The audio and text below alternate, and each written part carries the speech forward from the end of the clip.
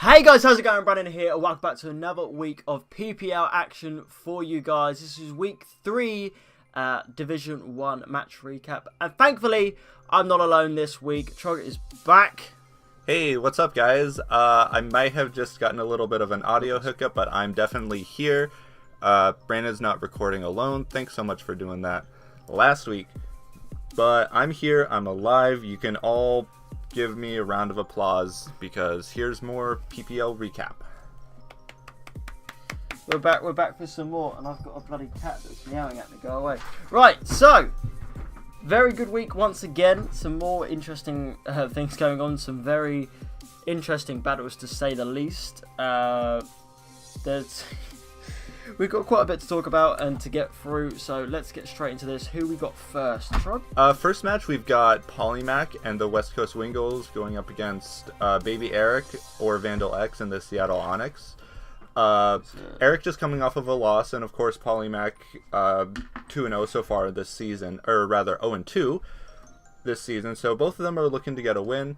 Polymac bringing his Thunder Asterion, Mega Scizor, Toxapex, Donphan, Garchomp, and Mesprit, and Eric bringing Weavile, Lander Asterion, Mega Alakazam, Raikou, Tentacruel, and Ditto.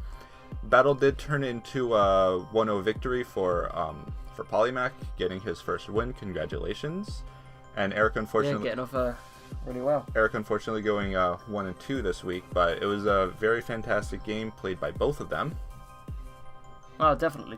Polymac, his combination of Mega Scizor and Garchomp really did a number on Eric's teams. He mentioned like every time Garchomp came in, it got a kill. Yeah, it was able to just come in, and it was got a Scarf Garchomp, massive damage able to do. It was able to just come in and do very well. You said like with stuff that we said, there was an early game, also midish, Ice Shard crit on Lando, which was pretty big, because I would say Lando was the switching for the Garchomp, considering with the Intimidate, it was able to lower it down. Obviously, with Levitate, it was able to resist, completely immune to an Earthquake, and I'm sure if it was if I remember correctly, it was physically bulky as well, so it would have been able to take a Outrage, hopefully quite well. So losing Lando was huge. Paulie had a lot of momentum most of the game. Yeah, but Polymac he played the way he needed to play to deal with the Lander Asterion, knowing obviously that's what would stop his Garchomp. And I think the Ice Shard crit, while it was unfortunate, it just sped up the process a little bit for him dealing with the Landers. And then he just needed to focus on how definitely easily can I get in Garchomp, and played safe, which I think him playing safe was the real MVP, aside of course from Garchomp. And I would also say the Mega Alakazam on Eric's side,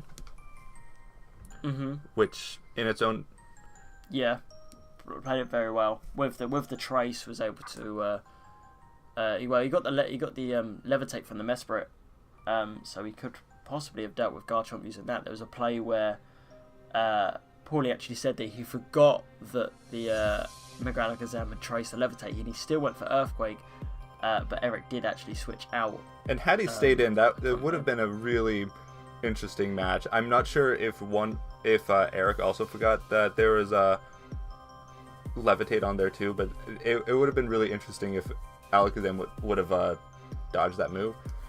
But also later on, with him getting the Technician boost from the Scizor, going for the 90 base power hidden power, and then HP fire, and then tracing the Regenerator from Toxapex later in the game too, getting the Regenerator boost and coming in later. The trace just worked out really well in Eric's favor this game, and Mega Alakazam was able to hugely benefit from some of Polymac's abilities.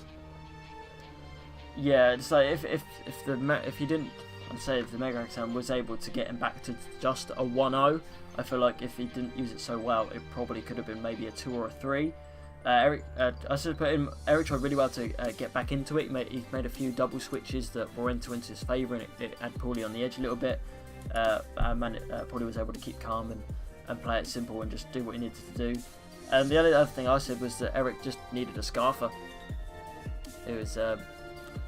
It depends on what it could have been. Like we said about it, could possibly scarfed Lando, or could have done even the job, possibly or his in the match. his Ditto being scarfed, getting like if his Garchomp wanted to go for an sword stance, and then Ditto being scarfed would come in and be a +2, or if Thunderous Therian wanted to go for a nasty plot, Ditto could be scarfed to come in. But it looked like Ditto this week was just more for scouting sets for Eric to do switches around his team better, more effectively. Yeah, try and deal with it. Yeah. I say looking at Eric's draft, different things that could have been Scarf Cobalion, maybe not obviously with the Garchomp being a massive threat, was different. Like I said, he used the Ditto. Never know, like the Landorus T. I still think would have been the best thing to Scarf. Like we saw it in the game that it got knocked off by the Weavile when it was Earth Plate. So I'm guessing that he was just going to try and do as much as he can with Earthquakes. So it's a lot of things come down to prep, and there's having hindsight. Obviously, seeing after the battle, it's easy to go, oh, he should have done Scarfed, or he should have done this berry or whatever. But at the end of the day, it was a very close battle. Both players played really well. Very well played by both. Obviously, Eric. By both Paul and Eric. Eric getting the big win first week is just maybe. Just needs to calm down again now. He's now 2-1, but he's on a 0 differential, so it's not the end of the world. He can still bounce back to this. Looking at the fixtures for next week, we'll get into that a bit later. But he has got the Tampa Bay Luxrays to take on in is that mono? So that's going to be a very interesting match next week. All right, so moving on to our next battle. We have you're gonna love this one. This is probably your favorite battle. We've got the Nars Skitty versus the Toronto Star. Already Raptors. banging my head on the table.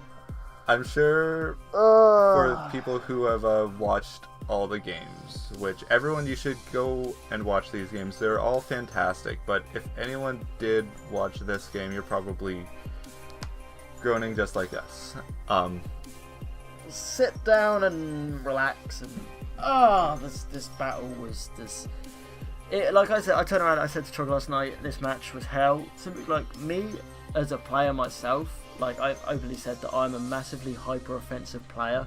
I just go full in like straight away, and stall is my worst enemy. I hate it. And this was just a massive stall fest, and I wanted to cry. Yeah. So Jack brought Necrozma, Infernape, Steelix, Gudra, Electivire, and Kartana, while Jolt brought Clefable, Audino, Registeel, Talonflame, Hitmontop, and Mega Slowbro. So you look at Jolt's team, and it's bad. It has very little offensive pressure, and it just will take hits for days. Like, this was so stally that, as you can see on the screen, it ended up being a 3-1 to Jack? It came down to the very last turn and timer. And so they actually run out of time on this battle. It didn't finish with somewhat like either Jolt or Jack's all Pokemon dying. They literally ran out of time. It was that much stall.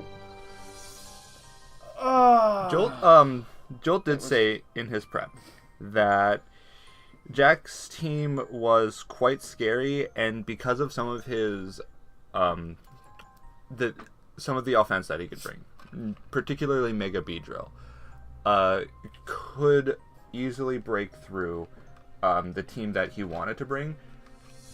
But unfortunately, bringing the stall was the only way that he could defeat what was scariest against his team. But unfortunately, Jack didn't bring the Mega Beedrill. Well, unfortunately for Jolt, because now he has this stall team that it can't. it doesn't have what it was meant to be. So now it's just a bunch of things with Wish Protect Yeah. and Toxic and It was one of those things where like he prepped for Mega Beedrill. Like maybe if Mega Beedrill was brought by Jack, you know, obviously depending on things that happened in the battle, you know, Clefable would have gone down to a Mega Beedrill or Poison Jab probably from Mega Beedrill, even if it was +1, maybe would have taken out Clefable. I have a feeling that's why Mega Slowbro had Psychic instead of Scald. Obviously Mega Beedrill being a poison type, I'm guessing that was his tick-off for why he didn't have it. And then Talonflame, obviously being fire flying, would have dealt with Beedrill as well. So you got those 3 Pokemon straight away, or those 2, Mega Slowbro and Talonflame straight away, being able to deal with Mega Beedrill, and Registeel being a Steel type, all being able to deal with Mega Beedrill, and Hitmonchan being fighting types. All these check off Mega Beedrill, and it wasn't brought because maybe going on Jack's side of prep, he saw that he had those mons that could pretty much wall Mega Beedrill, and it was just like, there's no point bringing it. So, right. I think Jack's prep was really prep. great this match. And even though, like, he didn't know, like, he was going to bring Stall, of course, but the Goodra set. Let's give a round of applause to the Goodra set, which was possibly the MVP this match. I want to say the MVP of this match. If we're going to do it by Pokemon or by teams, I'd say it was definitely MVP for Jack. And if I was going to go one for Jolt, I'd probably have to say the Clefable. Just because it did what it wanted to do. It stalled out the entire game. It absolutely did what it needed definitely, to do. Gudra was amazing this match.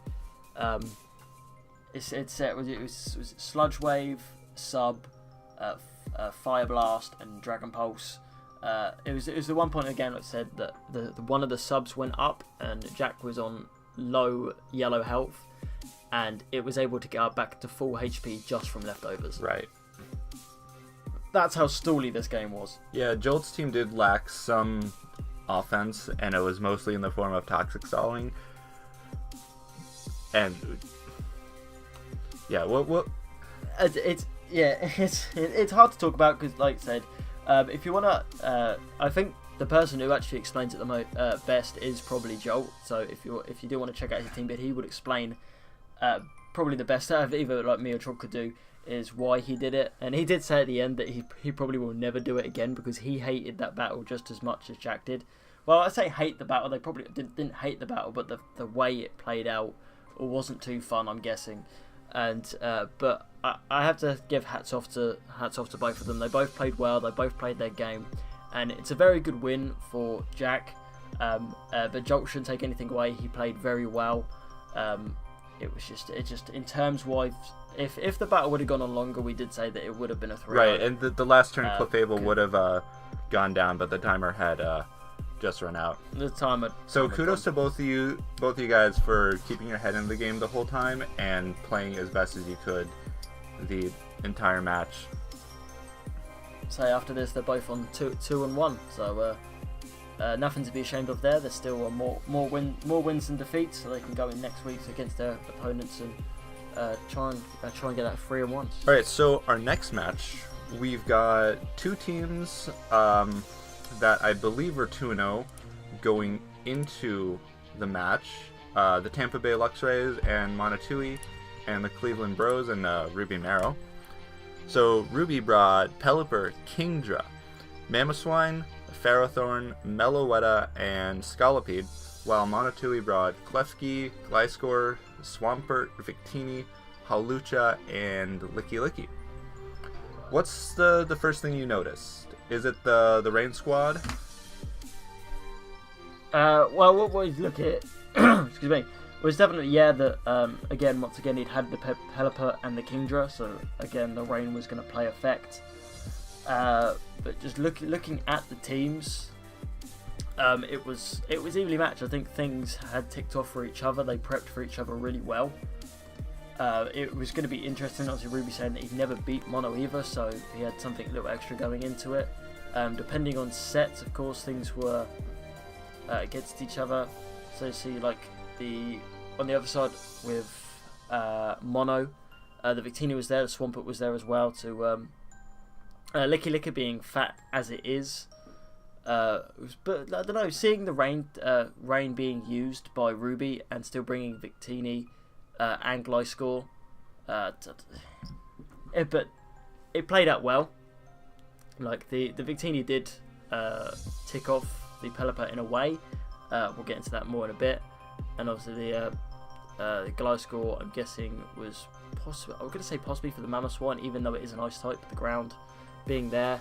The Hawlucha was really brought. I'm guessing that was sort of ticked off for the Scolipede to deal with that. The Hawlucha was Victini did that could have very well been Monotoui's win con, bringing the Power Herb, Sky Attack, and Unburden, Acrobatics, and then the High Jump Kick, of course. Which, if he would have been able to live an Ice Shard from Mamoswine, or if Mamoswine had gone down instead of getting 4 kills and cleaning up the game, Hawlucha could have been Monotoui's win con there. So yeah, like we said, like the one I said, this was my match of the week by far. It was a fantastic match. It had everything. There was hacks between them both. They had hazards. There were rolls, over predictions, under predictions, possible sweeps from the Hawlucha. The first thing that happened, like watching the battle, is that Pelipper was bossing. Pelipper put in some real work early game. Monotouii, for a while it looked like he was struggling to deal with it, but he was playing what he knew he needed to play, get some hazards, get in safe. But unfortunately, it just came down to once Victini was in, the Bolt Strike wasn't able to kill because of the Wakan Berry. And it's because of that, I believe, that Pelipper was able to do what it did. Yeah. And so I don't know if Mono thought it was possibly Damp Rock. So that was another option that it had. The burn on the Swampert as well, obviously being Scalds, was big because his Earthquake wasn't going to do as much. And that obviously affects the damage that it could have done on the Kingdra and the Mamo. And even the Scolipede as well. Right. So... And I think it confused Monotouii that he wasn't Damp Rock after the rain did go away after 5 turns, because Kingdra being on the field. When you see Pelipper and Kingdra, you immediately think that it's going to be the Rain Squad. But then... definitely. But then he brought in his check to Kingdra, which immediately went down to a crit Draco Meteor. And why is it that it went down to a crit Draco Meteor? Because it's crit draw. I thought that was really interesting prep on Ruby's part, bringing the Sniper, Scope Lens, Focus Energy, Agility Kingdra this game. That's a nasty set. It is a nasty set, but it was It was effective. It basically removed its only one of its better checks right away. Yeah, like once the licky gone down, like Mono said, it was his way to heal things. It was his wish switching to something else, get or Hawlucha back, Gliscor, whoever back. And once it went down, the momentum was fully in Ruby's favour, and it was just back and forth, and then it got down to like the final 3 mons on each. So it was like the Meloetta, the Ferroseed, and the Mamoswine versus the Hawlucha, Klefki, and Gliscor, and it was sort of just back and forth between each other, doing switches and getting bits of damage off. Yeah, and there were a lot of times when. I think throughout most of the game, Ruby had most of the momentum, but there were a few times where Monotouii was really close to making a comeback. He made a lot of really smart plays, but like you mentioned, there were some unfortunate hacks throughout the match. A couple of the instances, I think, would have swung things back in Monotoui's favor, but hacks is hacks, of course, and the game... Yeah. I say hacks is hacks. You say that, but and it's true. But you can't. They both had hacks against each other, of course. The Klefki having T-Wave, so it paralysed like the Pelipper, and the Kingdra, if I remember correctly. So there were hacks both ways. Like either one, different aspects have happened. Could have happened. But this match, it was fantastic. And of course, in the end, either of them, they both in the end, well. Ruby just saw he needed to.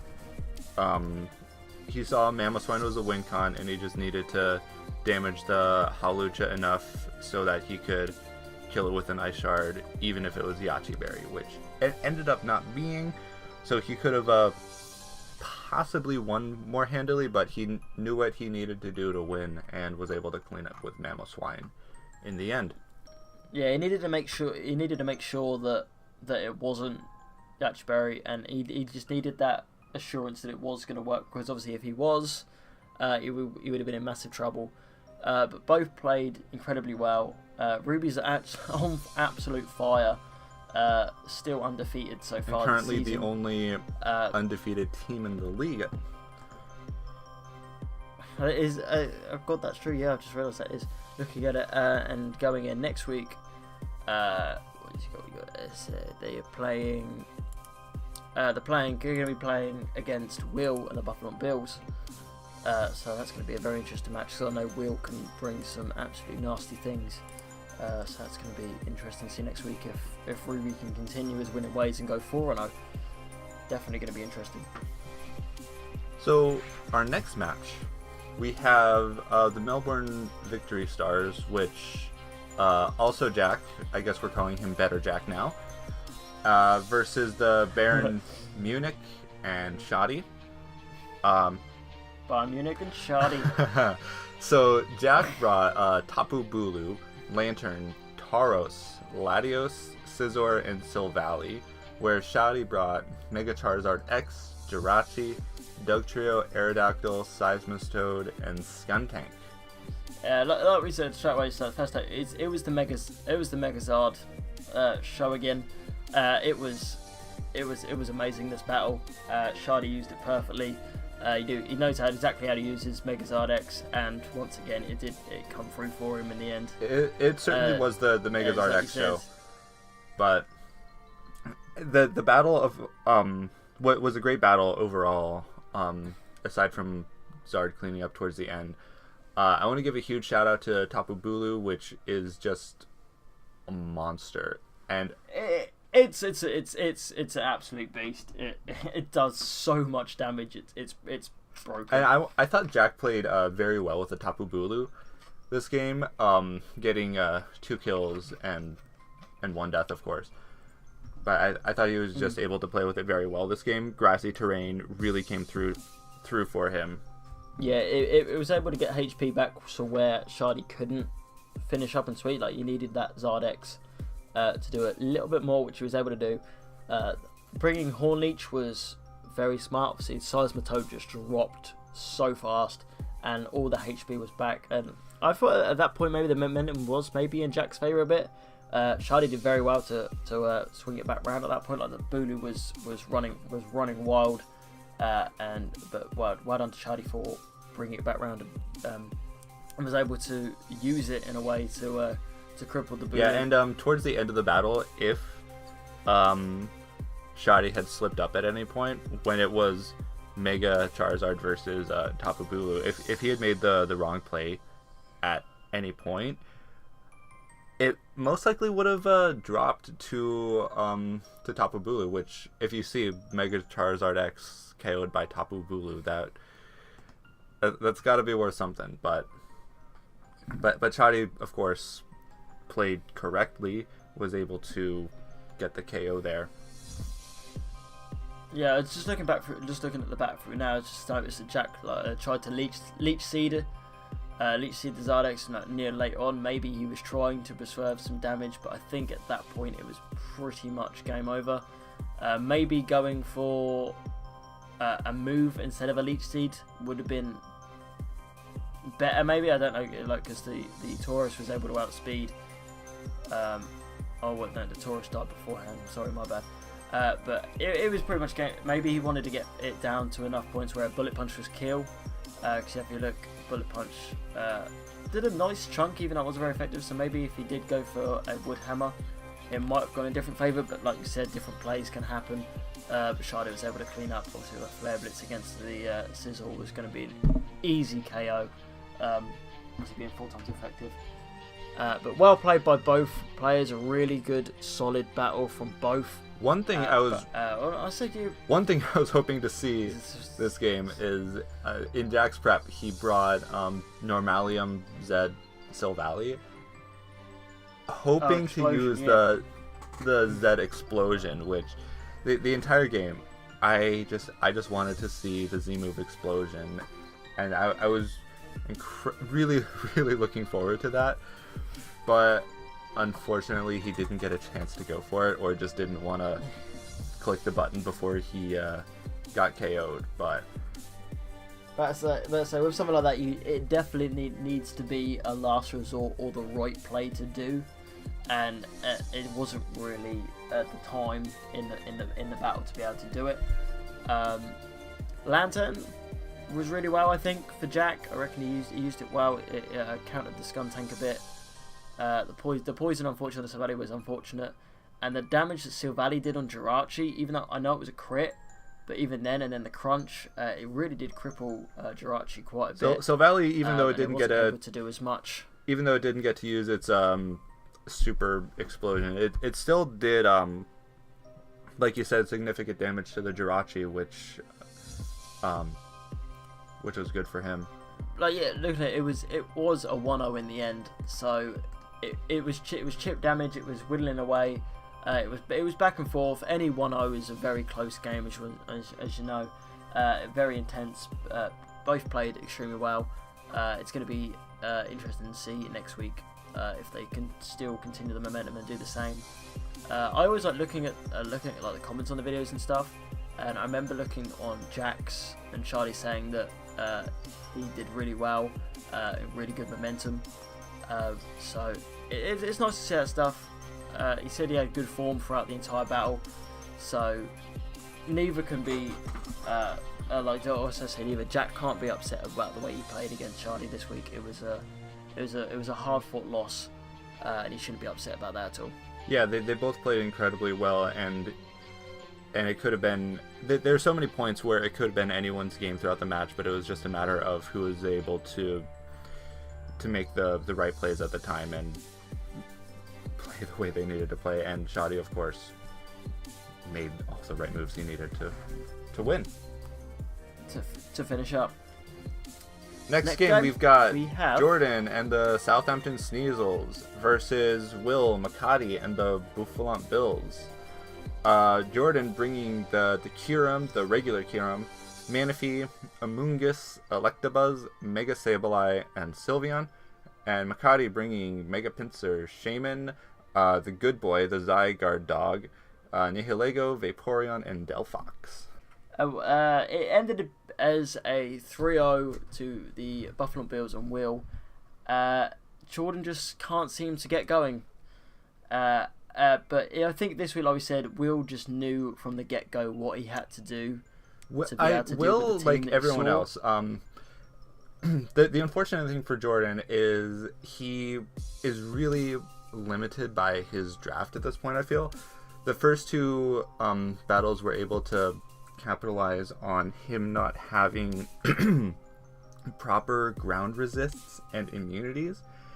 And this week, Will was able to just notice he has an 8-man roster, so there are only two things that aren't going to be brought, and he was able to just prep so well because of how few mons he had on the team, and was able to just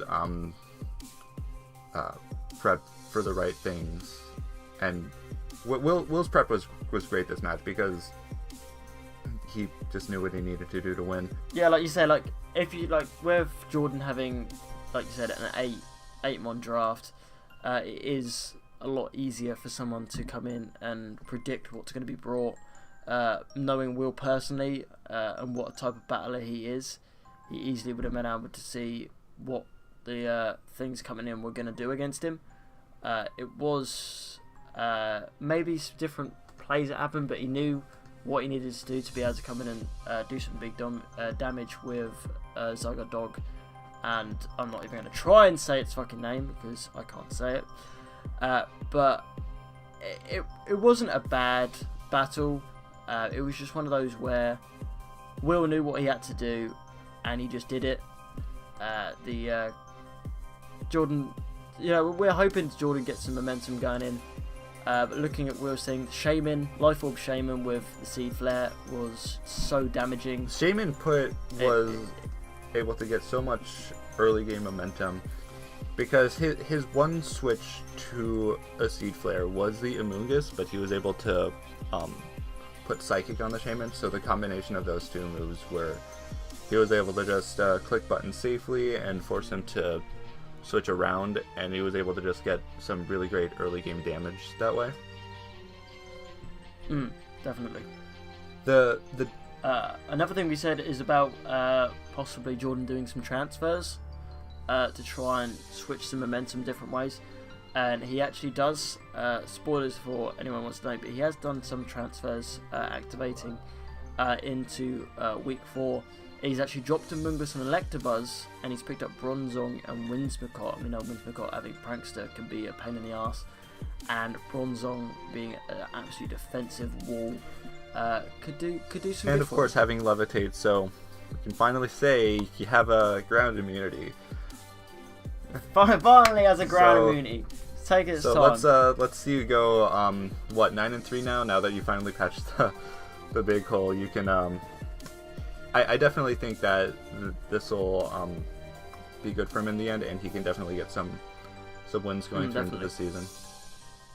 And I still want to see Manaphy just 6-0 a team, rack up a ton of kills, as many as it can, and get to the top of the GPA board, rather, which we will look at later. But I also want to give a shout out to the Inferno Overdrive Delphox.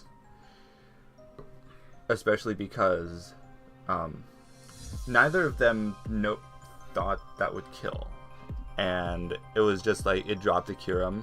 Yeah, like I remember watching Will's side and him being like, we both calced this and it shouldn't have killed. Like I said, not taking into the fact that he was at 9 HP for when it went off, so it's definitely obviously Blaze Rains, and they so some little factors that people don't realise. Sometimes an ability in a game can be massive, and sometimes an ability can be massive and you don't even realise it. So it's definitely something that they didn't realise, that it was huge to get rid of that Kyurem.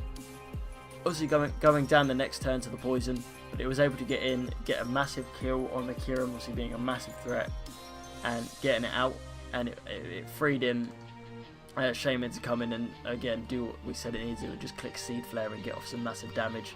And I reckon at that point it was where it was really just Will's time just to finish up, because it come in, it clicked Seed Flare, the Mega Sableye was gone, the Kyurem's gone at this point, and it was just like Life Orb Shaman was able to just continue clicking this and just do some absolute work. And of course I have to say that the Zydog is a very good dog. It's a very good dog. Oh yeah, that's fantastic. It's been proven so far of what it is that it's able to just come in and do so much damage. Especially, I believe it was Choice Band. 1,000 waves is just ridiculous. Earthquake outrage. Very interesting to see 1,000 waves come this time, because most of the time they'll bring the 1,000 arrows to hit the ground immunities, the levitate, the flying types. But of course he didn't have any on his roster, so Will was able to bring the other special move and potentially trap something. It's just another way to get bring it in, do massive damage, and then being banded as well. It was just able to do so much, and it was the reason that Will was just able to finish up what he needed to do. So very well played for both coaches. Will getting the first win, going 1-2, and unfortunately Jordan going 0-3. But very good game, very well played by both coaches.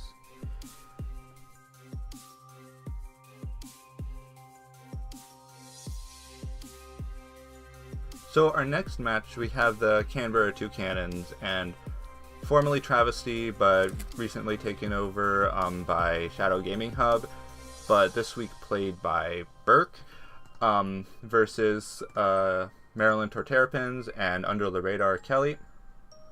Not Travesty brought Crocodile, Terrakion, Latias, Togedemaru, Primarina, and Arcanine, while Kelly brought Comfey and 5 other mons that we don't even need to talk about, because this match was the comfiest match to watch. You can kill me now.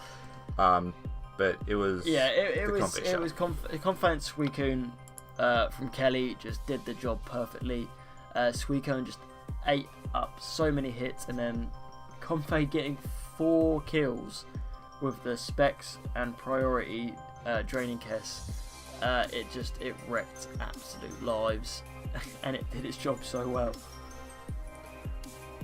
I was saying Burke's prep was a little bit lacking in the preparing for Comfey department, which I don't know if it was because he forgot Draining Kiss got priority, which going into this match, I personally didn't know that either. Still a few of those Gen 7 mechanics that I had no idea either. A little bit confused about. It was priority. But that or of course the team has a Celesteela on it, which would have done a fantastic job of walling it.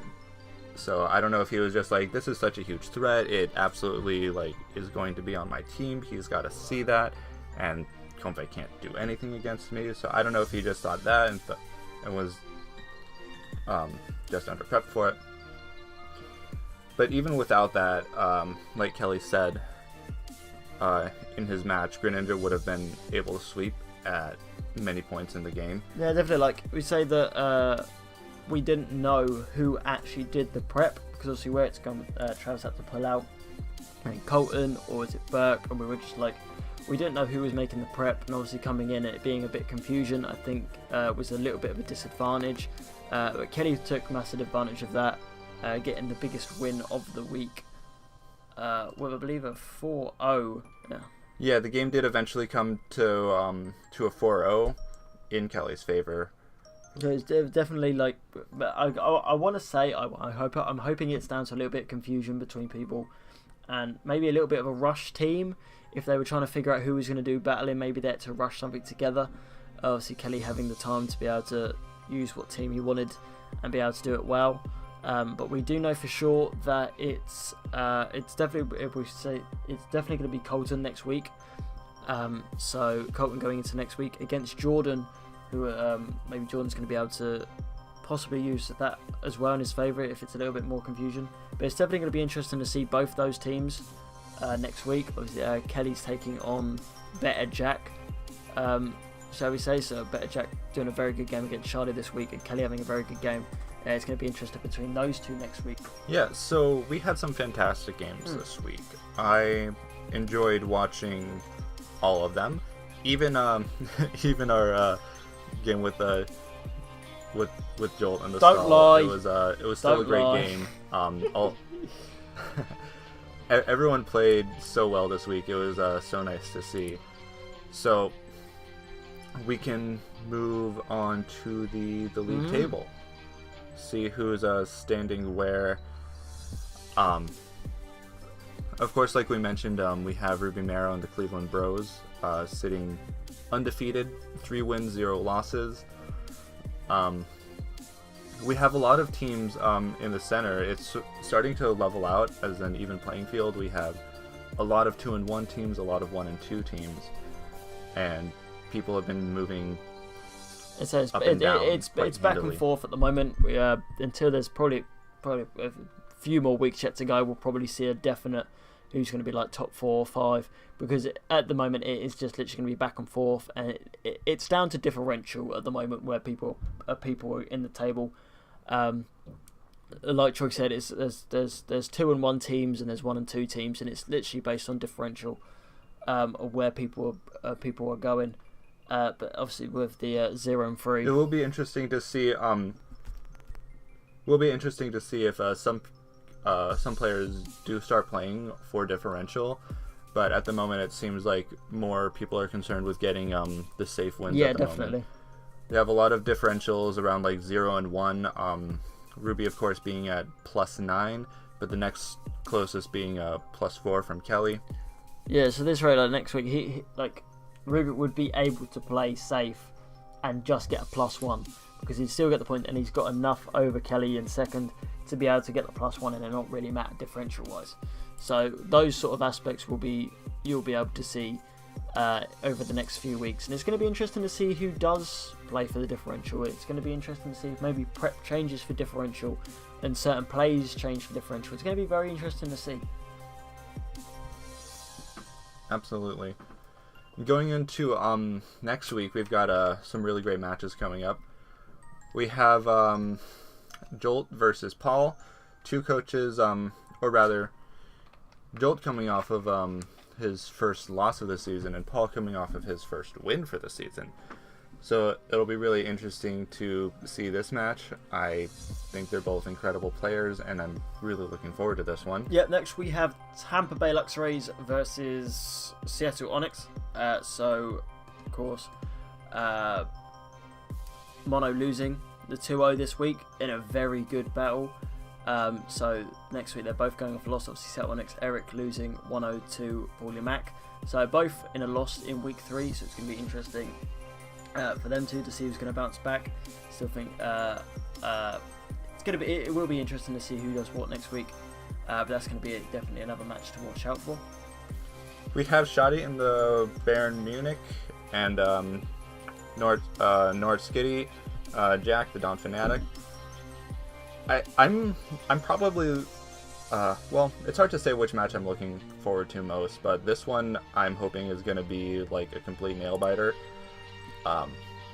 Shadi's team, of course, has been showing why it's such a strong team, and I think Jack is starting to get really comfortable with his draft, and and I want to see how he's able to deal with Shadi's core and what fun sets he can bring this next match. I say Jack's prep's been really well so far this season. He's he's getting comfortable with it, and these are two guys that they know each other very well. I think they've both been there from the start, so it's going to be interesting. They've had many good games against each other, and it's just going to be that time again for them to play their game. It's definitely going to be one of the matches to watch out for next week. It's I know Jack was very nervous going in against Joel, and he was managed to pick up the win. I'm sure he's going to be just as nervous going against Shadi, and you never know. Shadi's off a win, Jack's off a win. It's going to be interesting to see who comes out on top next week. Yep. Our fourth match, we have Buffalo Bills, Makati versus Ruby Mero and the Cleveland Bros. Ruby, of course, is absolutely on fire right now, being undefeated at the moment, and Makati just having gotten his first win. It'll be interesting to see if he can keep this up, and I think if ever there's a time for him to really wow the league, it'll be now. Definitely. If he can pull off this win, not only will he be 2-2, but he'll also have beaten the number 1 team at the moment. Another battle for next week, we have Kelly versus Better Jack. Obviously Kelly with a big win this week with a 4-0, and Other Jack with a 1-0 loss. But I said Other Jack played really well this week, so he shouldn't put himself down. Kelly's probably going to keep that momentum going with a big win. It's going to be interesting to see them two clash next week and see what happens. Both in the table, obviously Kelly being at the top or second, and Other Jack being 7th. So it's one where a win could swap multiple places around on the table. So it's going to be very interesting indeed. Yeah, and both of these players have phenomenal drafts, and I mentioned in a couple of the other ones how people are going to deal with each other's cores. And I just want to see if Kelly is going to use the really serious wall-breaking potential that Kieran Black offers, if that'll be able to power through the Bulutran core. Mute, of course, is the most versatile thing in the universe, so I think he has a really great chance to come up with a fantastic set for that. Mute, unfortunately, gets pigeonholed into not necessarily the best roles in the world, so I just want wanted to like be the best possible set that it could be this matchup, going against a really unique and scary draft. For our final match of next week coming up, we have Canterbury Two Cannons, hopefully played by Colton this time, versus Jordan and the Southampton Sneasels. Unfortunately, Jordan is going into this match 0-3 at the moment, but he did just make a few transfers like we talked about, that really hoping to see him use those effectively and bounce back. Definitely. Like I said, he's finally realised after only 3 weeks that he does have a massive ground weakness, and getting the bronze on him will levitate. It's good, but then again, it's obvious that, really, if there is a ground weakness, that he's going to be levitate and not heat proof. So once again, straight away, they're going to know what he's bringing. But with the miscommunications happened with Colton, and obviously Travis dropping out, maybe Jordan can take advantage of that. If Colton's on it, it's going to be very tough. Obviously, when Colton did play last, he got a 3-0 win against Shardy, so we know that he's a very good battler, so Jordan's definitely going to have to be on his best next week.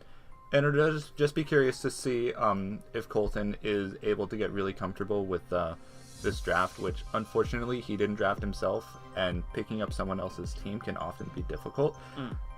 But he's got a chance now to show if he is really comfortable with his draft. And yeah, this will be a really interesting match to see.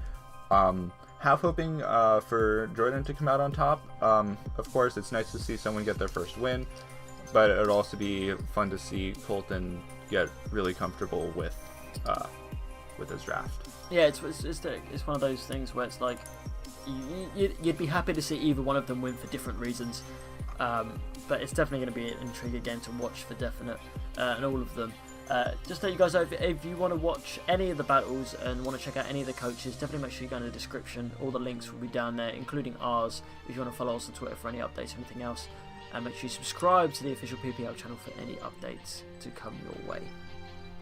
But before we get on out of here, we've got one last exciting thing to go over, and that's the Golden Pokeball Award. Which Pokemon are leading in kills and differentials at this point in the season? And straight away at the top is actually a mon that didn't do much this week, is Greninja for Kelly, with the 7 kills and 1 death and the +6 differential. But like we said, Kelly at one point was saying that how he could have brought it in and swept up.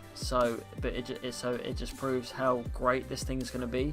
And I think it's going to be one of those mons that will definitely stay probably top 5 throughout the season. Definitely. Next online we have Garchomp from the West Coast Wingles and Polymac, currently tied with Scolipede from the Cleveland Bros. Both of those Pokemon have 7 kills and 2 deaths with a +5 differential.